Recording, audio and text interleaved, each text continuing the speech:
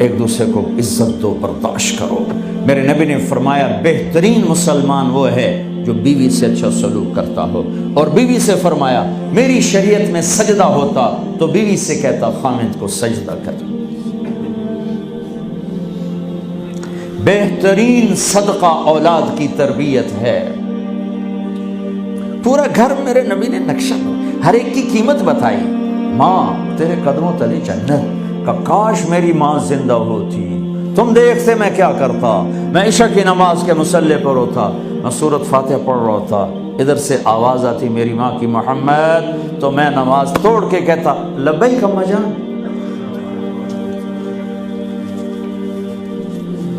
باپ کا تیرے جنت کا دروازہ ہے، باپ تیری جنت کا دروازہ ہے، کھولنا توڑنا نہیں، کھولنا توڑنا نہیں، توڑ دیا تو جنت میں نہ جا سکو گے۔ سب سے بہترین مسلمان جو بیوی سے اچھا سلوک کرے، سب سے بہترین عورت جو اپنے خامند کی منشا کو دیکھے۔ پھر آپ نے ایک عجب بات فرمائی جو معاشرے میں بہت بوجھ بنتا ہے جس کا، ہاں بھائی تمہیں ایسا صدقہ بتاؤں جس سے بڑھ کے کوئی صدقہ نہیں، تمہیں ایسا صدقہ بتاؤں جس سے بڑھ کے کوئی صدقہ نہیں۔ انہوں نے کہا جی کیا؟ کہا الابنۃ المردودہ، جس کی بیٹی کو طلاق ہو گئی یا بیوہ ہو گئی اور گھر واپس آ گئی ماں باپ کے، یا ماں باپ نہیں ہے تو بھائی ہیں، وہ ایک بوجھ بنتی ہے ماں باپ پر بھی، اور بھائی تو ویسے ہی باغی ہو جاتے ہیں۔ میرے نبی نے فرمایا اس بچی پہ خرچ کرنا کائنات کا سب سے افضل صدقہ ہے۔ گھر، ایک گھر کیسے چلتا ہے؟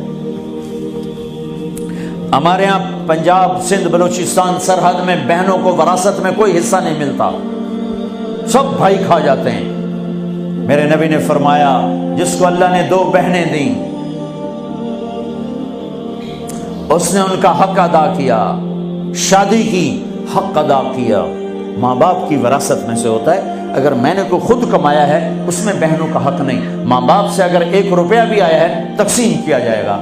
جس نے بہنوں کا حق ادا کیا، شادی کی حق ادا کیا، اس پہ جنت واجب ہو گئی۔ جس کو اللہ نے 3 بیٹیاں دی، اس نے ان کی ڈولی اٹھائی، وہ جنت میں میرے ساتھ یوں ہوگا۔ ایک بولے اگر 2 ہوں، کہ جس نے 2 بیٹیوں کی شادی کی وہ بھی ایسے ہوگا۔ اللہ بھلا کرے۔ ایک صحابی کا کہ جس کی 1 ہو، کہ جس کی 1 ہے، اگر اس نے اس کو عزت سے رخصت کیا تو وہ بھی میرے ساتھ ایسے ہی ہوگا۔ پھر کئی بچیوں کو طلاق پڑی ہے کہ اس کو بیٹا نہیں ہوتا۔ یہاں آنے سے پہلے کا واقعہ، پنڈی سے بچی رو رو برا حال اس کا، میں تو فون سنتا ہی نہیں ہوں ایسے کہ میرا تو کلیجہ پھٹ گیا ہے۔ ہے کہنے لگی کہ سسرال نے کہا تھا بیٹی ہوئی تو طلاق دے دیں۔ میں نے کہا اس میں میرا کیا قصور ہے، اور بیٹی ہی ہوئی اور مجھے طلاق پڑ گئی، اور میں گھر آ گئی 22 سال کی عمر میں۔ بیٹی دینے والا اللہ اور ظلم کرنے والا سسرال۔ میرے نبی کو اللہ نے بیٹے دے کے اٹھا لیے، قاسم اٹھا لیے، عبداللہ اٹھا لیے، ابراہیم اٹھا لیے، 4 بیٹیاں دی، 3 زندگی میں اٹھا لی، زینب، ام کلثوم، رقیہ، تینوں آنکھوں کے سامنے چلی گئیں۔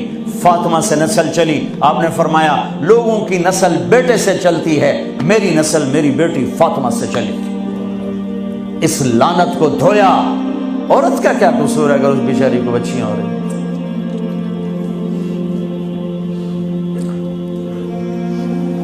جس نے اپنی بہنوں کو حق ادا کیا، جس نے بیٹیوں کو ڈولے میں بٹھایا، ان کا حق ادا کیا، کہ جنت میں یوں ہو جائے گا۔ بہنوں کو دینا اتنا ضروری ہے، حرام ہو جاتی ہے روٹی۔ میں نے مولانا جمشید صاحب میرے استاد ہیں، میں نے ان سے تفسیر پڑھی۔ میں ایک دن شہد کی بوتل لے کر گیا، پرانی بات ہے 76-77۔ میں نے کہا حضرت یہ ہدیہ ہے۔ فرمایا کہاں سے لائے ہو؟ کہ میرے اپنے باپ ہے۔ فرمایا تیرے باپ نے اپنی بہنوں کو، تیرے باپ نے اپنی بہن یعنی میری پھوپھیوں کو، تیرے باپ نے اپنی بہنوں کو زمین میں سے حصہ دیا تھا؟ یہ سوال کیوں کیا؟ 10 روپے کی شہد کی بوتل تھی اس وقت، کہ اگر دیا تھا تو یہ میں لے لوں گا، اگر نہیں دیا تو پھر یہ حرام ہے، میں نہیں لوں گا، یہ مطلب تھا۔